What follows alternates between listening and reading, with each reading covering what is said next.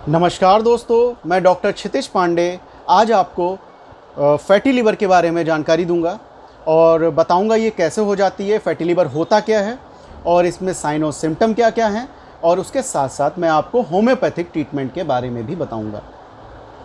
तो सबसे पहले हम आते हैं फैटी लिवर। ये होता क्या है?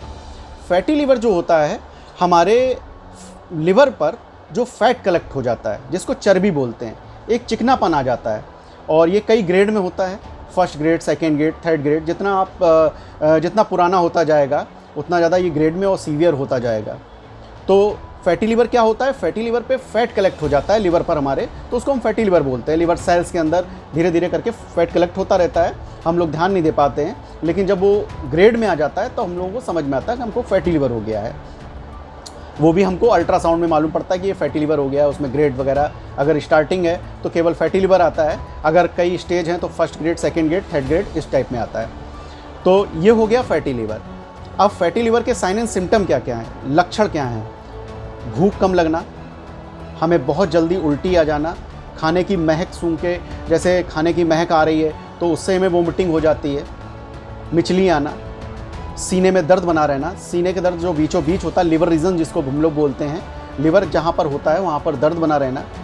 तो इस तरीके की शिकायत आने लगती हैं। भूख कम लगती है और मोशन क्लियर नहीं आता है, मतलब हमको लेटरिन क्लियर नहीं आती है, तो फैटी लिवर के चांसेस बहुत ज़्यादा बन जाते हैं। अब फैटी लिवर के साइन एंड सिम्टम ये हो गए, हमने अल्ट्रासाउंड करवाया, हमको पता लगा फैटी लिवर है, ठीक है। अब ये होता क्यों है? उसके कई रीज़न है, एक एल्कोहलिक, एक नॉन एल्कोहलिक। अब पहली चीज़ होती है एल्कोहलिक जो होता है, वो जो लोग ज़्यादा शराब का सेवन करते हैं, बहुत ज़्यादा शराब पीते हैं, उनको ये फैटी लिवर हो जाया करता है। और जो फैटी लिवर है ये बहुत ज़्यादा ग्रेड में चेंज हो जाया करता है जो लोग एल्कोहलिक होते हैं। अब सेकंड पे आते हैं हम लोग नॉन एल्कोहलिक। जो नॉन एल्कोहलिक होते हैं उसमें कई रीज़न आते हैं, जैसे हमारी जो लाइफ है जिसमें हम जो बाहर का खाना ज़्यादा खाते हैं, या फिर घर पर ही हमें पूड़ी पराठे खाने का बहुत शौक़ होता है, हमें समोसे बहुत अच्छे लगते हैं, हमें पिज़्ज़ा बहुत अच्छा लगता है, हमें बर्गर बहुत अच्छा लगता है, तो ये भी एक फैटी लिवर का सबसे बड़ा कारण हो सकता है। मतलब आप जंक फूड, फास्ट फूड, इस टाइप की चीज़ें जब आप लेंगे तो आपके फैट कलेक्ट होगा लिवर पर और धीरे धीरे करके वो सूजन आती जाएगी। सूजन के बाद लिवर चिकना होता जाएगा और फिर ये फैटी लिवर में चेंज हो जाता है। तो एक मैंने आपको ये बताया हम लोग की डाइट में क्या है। फिर हमारा एक रीज़न ये भी है कि हम डायबिटिक हैं। अगर डायबिटिक हैं, हमको थायराइड है, तो फैटी लिवर के बहुत ज़्यादा चांसेस बन जाते हैं। तो फैटी लिवर के मैंने आपको रीज़न बताया कि आप किस वजह से ये हो जाया करता है। अब मैं आपको बताता हूँ आपको फैटी लिवर में आपको खाना क्या क्या है। फाइबर की चीज़ें आप ज़्यादा खाइए, ग्रीन सलाद ज़्यादा ले लीजिए, आप सलाद को ज़्यादा लें, आप हरी सब्जियों का सेवन ज़्यादा करें, तो फैटी लिवर के चांसेस कम हो जाते हैं। ऑयली चीज़ें बिल्कुल कम कर दें। नॉनवेज अगर आपको बहुत अच्छा लगता है तो नॉनवेज आप बंद कर दीजिए, क्योंकि फैटी लिवर में नॉनवेज भी बहुत बड़ा रीज़न होता है फैटी लिवर हो जाने के। तो आप नॉनवेज बंद कर दीजिए, ऑयली चीज़ें बंद कर दीजिए, कुछ समय के लिए पूड़ी पराठे भी बंद कर दीजिए। और जब तक आप ट्रीटमेंट लें तब तक इन चीज़ों का परहेज़ ज़रूर करें। अगर आप अल्कोहल लेते हैं, शराब लेते हैं, तो वो भी बंद कर दीजिए। हमारे पास कुछ पेशेंट आते हैं, वो कहते हैं सर क्या हफ्ते में एक बार ले लें या 15 दिन में एक बार ले लें? तो नहीं, आपको बिल्कुल भी शराब नहीं लेनी, क्योंकि आप फैटी लिवर में आ चुके हैं। अगर आप इसमें लापरवाही करेंगे तो आगे चल के जो फैटी लिवर है वो आपका liver of cirrhosis of liver या फाइब्रोसिस ऑफ लिवर, इसमें चेंज हो जाएगा, जो कि बहुत घातक बीमारी है, बहुत जानलेवा बीमारी है। आप परेशान हो जाएंगे, आप बहुत ज़्यादा, आपका लिवर काम करना बंद कर देगा। तो मैंने आपको बताया ये फैटी लिवर होता क्या है, फैटी लिवर के रीज़न बताए, सारे कारण इनके मैंने आपको बताए। तो अब आपको अपनी लाइफ में चेंज करना, अगर फैटी लिवर हो जाता है, प्रॉपर आप एक्सरसाइज करिए, बैलेंस डाइट लीजिए, ऑयली चीज़ों को रिमूव कर दीजिए, अल्कोहल को रिमूव कर दीजिए, आप जंक फूड रिमूव कर दीजिए, दाल रोटी सब्जी आप ले सकते हैं। मैंने वो परहेज़ आपको बिल्कुल नहीं बताया है जो परहेज़ आपके शरीर में कोई चीज़ तत्व की कमी करे। विटामिन्स तो होते नहीं है जंक फूड में, तो उसको लेने से कोई फ़ायदा नहीं है। अब मैं आपको बताता हूँ होम्योपैथिक ट्रीटमेंट फैटी लिवर का।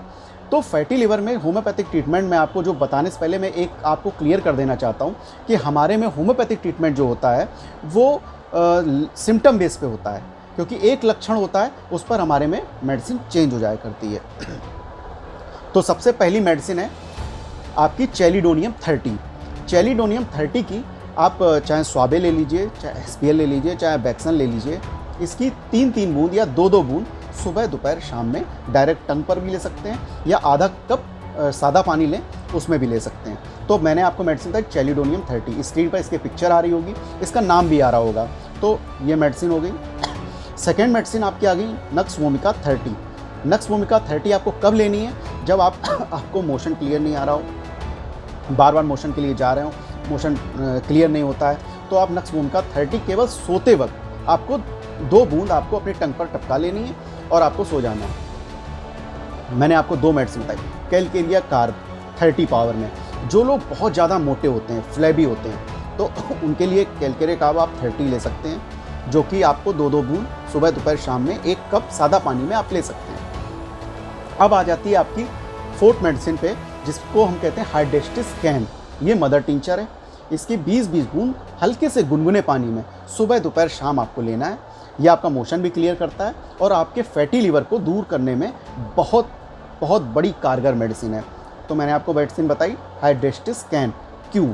आप किसी में ले सकते हैं, बैक्सन में ले सकते हैं, एसबीएल में ले सकते हैं, स्वाबे में ले सकते हैं, लेकिन आप इसको लीजिए हल्के से गुनगुने पानी में, आधा कप आप आराम से इसको ले सकते हैं। लेकिन मैं आपसे फिर कह रहा हूँ कि जो होम्योपैथिक मेडिसिन होती हैं, जो होम्योपैथिक ट्रीटमेंट होता है, वो सिम्टम बेस पर हो सकता है, लक्षणों पे आधारित ये ट्रीटमेंट होता है। एक सिम्टम पर दूसरी मेडिसिन चेंज हो जाया करती है। इसलिए कंसल्ट करें अपने नज़दीकी डॉक्टर से, या फिर कमेंट बॉक्स में हमसे कंसल्ट करें, हम आपको प्रॉपर बताएंगे। बाकायदा जो मेडिसिन मैंने आपको बताई वो आप प्रॉपर लेते रहिए, कोई हानिकारक मेडिसिन नहीं, आप आराम से लीजिए।